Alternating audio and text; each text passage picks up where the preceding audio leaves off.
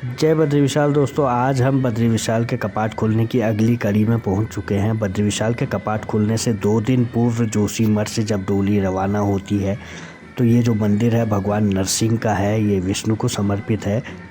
और यहाँ पे सबसे पहले माँ लक्ष्मी जो भगवान विष्णु की पत्नी है, माँ लक्ष्मी को मनाने का यहाँ पे पूजा पाठ अर्चना चल रही है।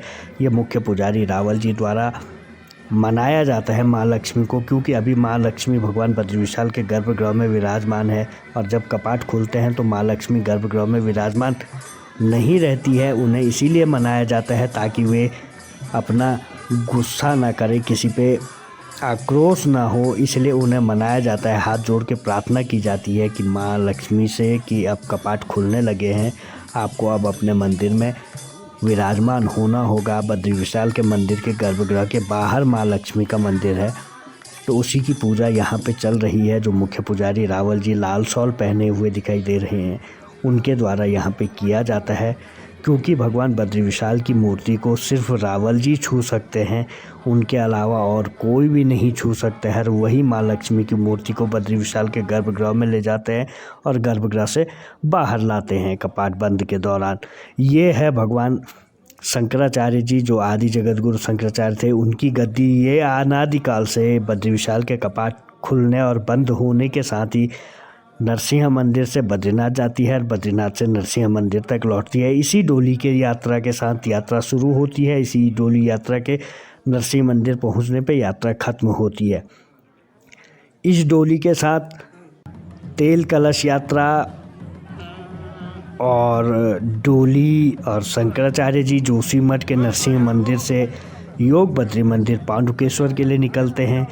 पांडुकेश्वर में एक दिन विश्राम करने के बाद वहाँ से जो भगवान बद्री विशाल के प्रतिनिधि हैं उद्धव जी ने, कि सिर्फ बद्री विशाल कहा जाता है, उनकी मूर्ति है। और भगवान बद्री विशाल के सखा कुबेर का एकमात्र मंदिर पांडुकेश्वर में है। उनकी मूर्ति जो भगवान बद्री विशाल के साथ गर्भगृह में यात्रा काल में विराजमान होती है, उन मूर्तियों के साथ ये यात्रा एक पड़ाव के बाद पांडुकेश्वर से बद्रीनाथ के लिए रवाना होती है। और वहाँ पे बहुत अद्भुत भगवान बद्री विशाल के कपाट खुलने से पहले पहुंचती है। ये मुख्य पुजारी रावल जी हैं, इनके साथ स्वर्ण डंडी वाले ये दोनों लोग चलते हैं।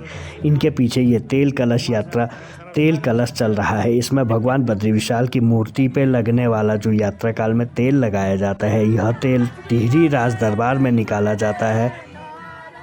और यही तेल भगवान बद्री विशाल की मूर्ति पे 6 माह तक मुख्य पुजारी रावल जी द्वारा लगाया जाता है। इस तेल की अपनी मान्यता है, क्योंकि टिहरी राज दरबार में सुहागिन महिलाओं के द्वारा ये तेल पिरोया जाता है। ये फिर वहाँ से यहाँ आता है। यहाँ से ये सब डोली यात्रा के साथ, मतलब एक परंपरा जो अनादिकाल से चली आ रही है, उसके साथ ही ये तेल कलश आदि जगत गुरु शंकराचार्य जी की गद्दी और मुख्य पुजारी रावल जी जो होते हैं वो साथ चलते हैं। रावल जी दक्षिण भारत के होते हैं, क्योंकि ये उत्तर का मंदिर है, ये शंकराचार्य जी की देन है।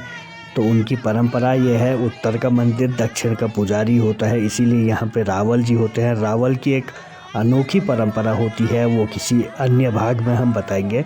फ़िलहाल अभी ये डोली जब जोशीमठ के नरसिंह मंदिर से निकलती है तो यहाँ पे सबसे पहले माँ लक्ष्मी से गणेश पूजा, फिर माँ लक्ष्मी का आवाहन होता है। माँ लक्ष्मी से हाथ जोड़कर प्रार्थना की जाती है। उसके बाद इस डोली के साथ ये यात्रा आगे बढ़ती है और यहाँ से पांडुकेश्वर पहुँचती है। पांडुकेश्वर एक दिन विराजमान होने के बाद अगले दिन उद्धव और कुबेर के साथ ये यात्रा पांडुकेश्वर से बद्रीनाथ धाम के लिए रवाना होती है। और जैसे ही बद्रीनाथ धाम पहुँचते हैं, वैसे ही अगले दिन उसके कपाट ग्रीष्मकाल के लिए खोल दिए जाते हैं। जोशीमठ के नरसिंह मंदिर में हर माँ नवदुर्गा का मंदिर, वासुदेव का मंदिर मौजूद है। वहाँ पे दर्शन पूजा अर्चना सब कुछ करने के बाद यहाँ से डोली आगे बढ़ती है। दोस्तों, कि आप लोगों को हमारी इन दिनों की जो ये स्टोरियाँ हम डाल रहे हैं, कहानी आपको बताई जा रही है, कैसा लग रहा है? अगर आपको अच्छा लग रहा है तो लाइक शेयर भी कीजिएगा। अगर कोई त्रुटि है तो उसे आप हमें कमेंट के माध्यम से पूछ सकते हैं। और हमारे चैनल को ज़्यादा से ज़्यादा शेयर करने की कृपा करें। जय बद्री विशाल, जय बाबा केदार दोस्तों।